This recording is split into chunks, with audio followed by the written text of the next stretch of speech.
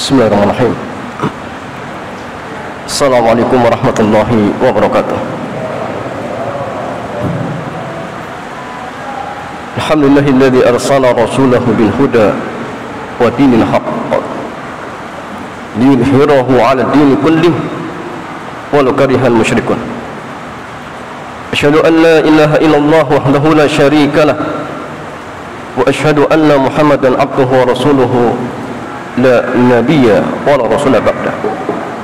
Allahumma salli wa sallim ala nabiyyina Muhammadin wa ala alihi wa ashabihi wa man tabi'ahum bi ihsanin ila yaumil. Hadirin jamaah salat Isya tarawih dan witir ini rahmatullah Allah Subhanahu wa taala. Alhamdulillah kesempatan malam yang mulia ini Allah kumpulkan kita di tempat yang sangat mulia ini. Itu salah satu dari rumah-rumah Allah Jalla wa Ala. Kita berdoa dan berharap kepada Allah, mudah-mudahan amal ibadah kita wabil khusus di kesempatan hari yang mulia ini diterima oleh Allah Jalla wa Ala, dan mudah-mudahan kelak bisa menjadi sebab yang akan memudahkan kita untuk masuk ke dalam surganya. Jemaah Bapak Ibu yang rahmatullah Allah Jalla wa Ala, Allah Jalla wa Ala berfirman, Syahrul Ramadan alladzi unzila fihi al-Qur'an hudan lin-nasi wa bayyinatin minal huda wal furqan. Bulan Ramadan adalah bulan yang dimana di dalamnya turun Al-Quran sebagai petunjuk bagi manusia dan pembeda antara yang hak dan yang batil. Maka jamaah sekalian, ayat ini menunjukkan bahwasanya di bulan Ramadan adalah bulan yang di dalamnya terdapat banyak keberkahan.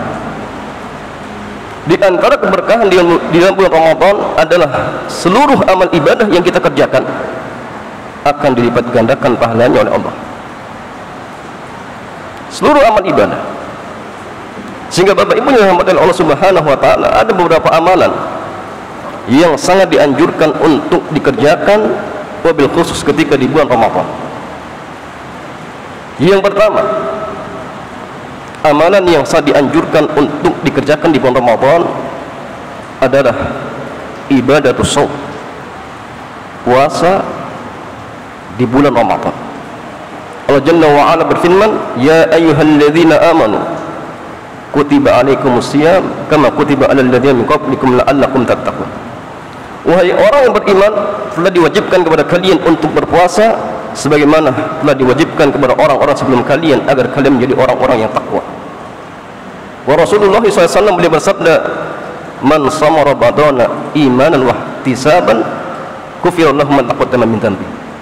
Barang siapa yang puasa bulan Ramadan dengan mengharapkan pahala karena Allah, ikhlas karena Allah Jalla wa Ala, maka dosa-dosanya akan diampuni oleh Allah. Akan tetapi Bapak Ibu ini rahmatullah Allah Jalla wa Ala, puasa yang seperti apa? Puasa yang akan menjadikan pelakunya diampuni dosanya oleh Allah adalah puasa sebagaimana yang Rasulullah SAW kerjakan.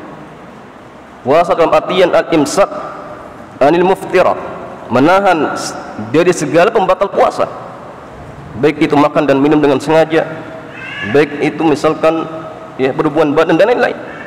Min tulu'il fajri, semenjak terbit fajar shadiq, ila ghurubi syamsi, sampai tenggelam matahari, ma'an niyati ta'abbudillahi Jalla wa Ala, diiringi dengan niat karena Allah Jalla wa Ala. Inilah puasa yang akan mendatangkan pelakunya pahala dari Allah Jalla wa Ala. Ini yang pertama. Yang kedua jemaah sekalian, di antara amalan yang sangat dianjurkan adalah qiyamul lail, di mana Rasulullah SAW bersabda, man qama ramadhana imanan wa ihtisaban ghufira lahu ma taqaddama min dhanbi. Barang siapa yang qiyamul lail di bulan Ramadan, salat tarawih dengan keimanan dan mengharapkan pahala dari Allah, maka dosa-dosanya akan diampuni oleh Allah Jalla wa Ala. Dan Nabi mengatakan dalam hadis yang lain, man qama ma'al imami hatta yansarif, barang siapa yang salat tarawih bersama imam sampai selesai, kutiba lahu qiyamul lailatin, maka dia akan dicatat seperti mendapatkan pahala qiyam salat lail semalam suntuk. Akan tetapi jamaah sekalian, para ulama kita menyebutkan di antara syarat kita mendapatkan pahala seperti orang salat semalam suntuk syaratnya kita harus ikut bersama imam sampai selesai. Adapun kalau misalkan ada sebagian orang yang ketika witir dia pulang, maka dia tidak mendapatkan pahala sholat semalam suntuk. Sehingga caranya para ulama mengatakan, yang pertama boleh kalau kita misalkan ingin sholat tahajud nanti malam, maka ikut witir dengan imam. Dan nanti ketika tahajud tidak ditutup dengan witir. Kenapa? Karena Rasulullah SAW beliau mengatakan, la witrani fi lailatin, tidak ada dua witir dalam satu malam. Maka caranya silakan tahajud, tidak masalah, tapi jangan ditutup dengan witir. Yang kedua caranya, ketika imam witir, maka silakan tambah 1 rakaat sehingga dia belum witir. Dan nanti ketika tahajud misalkan, silakan ditutup dengan witir sehingga dia tetap mendapatkan pahala seperti orang sholat semalam suntuk plus dia bisa tahajud. Adapun cara yang tadi, yang ketika witir kemudian dia pulang, maka jelas sama sekalian ini keliru. Kenapa? Karena dia tidak mendapatkan pahala seperti orang-orang yang sholat semalam suntuk. Ini yang kedua. Yang ketiga, masalah di antara amal yang sangat dianjurkan adalah qiraatul Quran. Bayangkan jamaah yang oleh Allah Jalla wa Ala, membaca Al-Quran di luar bulan Ramadan. Nabi mengatakan, man qara harfan min kitabillahi falahu hasanah. Barang siapa yang membaca satu huruf dari Al-Quran, dia mendapatkan satu kebaikan. Wal hasanatu bi asyri amsalihha, dan satu kebaikan itu akan dilipat gandakan menjadi 10 kebaikan. La aqulu alif lam mim harfun walakinna alifun harfun wa lamun harfun wa mimun harfun. Saya tidak mengatakan alif lam mim itu satu huruf, tidak, tetapi alif itu satu huruf, lam itu satu huruf, mim satu huruf. Maka bayangkan ketika qiraatul Quran itu dibaca di bulan Ramadan, berapa pahalanya. Makanya para ulama kita jamaah, Bapak Ibu yang dirahmati oleh Allah Jalla wa Ala, mereka sangat semangat ketika masuk Ramadan. Lihat Al-Imam Syafi'i rahimahullahu taala, beliau sampai bisa menghatamkan selama Ramadan sampai 60 kali. Artinya jamaah sekalian, satu hari beliau khatam dua kali. Dalam sebuah riwayat, sahabat Utsman bin Affan radhiyallahu taala anhu, beliau bisa menghatamkan Al-Quran dalam 1 rakaat witirnya. Masya Allah, 1 rakaat witir, 1 rakaat witir beliau khatam 30 juz. Itu Utsman bin Affan. Sehingga Bapak Ibu yang dirahmati Allah, ini sekali lagi teguran bagi kita. Barangkali mungkin selama ini kita belum pernah menghatamkan Al-Quran, maka mari di bulan Ramadan ini kita hatamkan Al-Quran. Barangkali jamaah ini Ramadan terakhir. Karena ingat, umur kita tidak ada yang tahu. Karena ingat sekali lagi, setiap hari umur kita itu berkurang. Dan Nabi mengatakan, a'maru ummati ma baina sittin wa sab'in. Umur umatku ini kisaran antara 60 dan 70 tahun, dan sedikit yang melewati itu. Sehingga jamaah sekalian ingat, fastabiqul khairat. Ya, apalagi sekarang di bulan Ramadan. Dan jamaah sekalian terakhir, di antara amalan yang saya dianjurkan untuk dikerjakan wabil khusus di bulan Ramadan adalah menjenguk orang yang sakit. Rasulullah SAW beliau bersabda dalam sebuah hadis, idza ada rajul akhahul muslim masa fi khirafihil jannah. Apabila seorang menjenguk saudaranya yang muslim yang sedang sakit, maka seakan-akan dia berjalan sambil memetik buah-buah surga. Sehingga dia duduk, ya, apabila dia sudah duduk, maka diturunkan kepadanya rahmat yang sangat deras.